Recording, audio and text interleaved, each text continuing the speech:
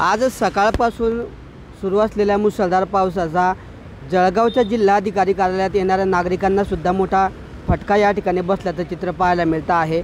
जळगावच्या जिल्हाधिकारी कार्यालयासमोर आज या ठिकाणी जो पाऊस झाला, या मुसळधार पावसामुळे या ठिकाणी मोठ्या प्रमाणावर पाणी साचलेलं आहे। जळगावचं जिल्हाधिकारी कार्यालयाचं हे प्रवेशद्वार आहे आणि या प्रवेशद्वारावरच या ठिकाणी मोठ्या प्रमाणावर पाणी साचल्याने याच पाण्यामधून जे आहे नागरिकांना वाट काढावी लागत आहे। आपण बघू शकतो दृश्यांमध्ये की कशा पद्धतीने याच पाण्यातून या ठिकाणी नागरिकांना जी आहे वाट काढावी लागत आहे।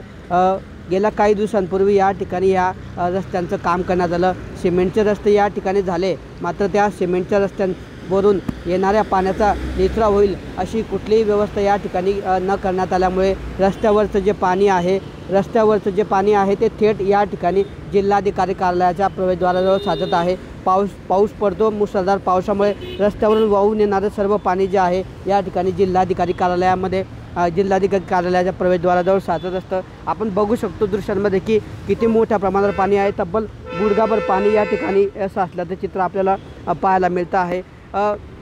याच प्रवेशद्वारावरून जे आहे जिल्हाधिकारी ही आयुष प्रसाद असतील किंवा वेगवेगळे अधिकारी लोकप्रतिनिधी हे जात असतात आणि याच पाण्यातून त्यांना वाट काढावी लागते। मात्र चारचाकीतून जाणाऱ्या लोकांना या पाण्याचा समस्येचा त्रास कसा होणार, मात्र दुसरीकडे दुचाकी असेल किंवा पायी ये जा करणारे नागरिक या ठिकाणी त्यांना मोठ्या प्रमाणावर हा त्रास सहन करावा लागतो आहे।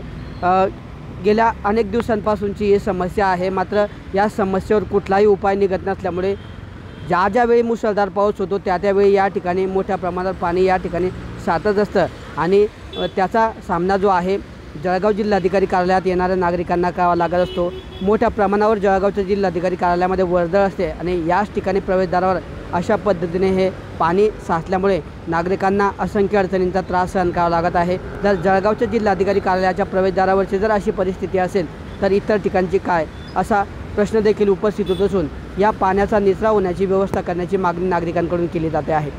किशोर पाटील, TV9 मराठी, जळगाव।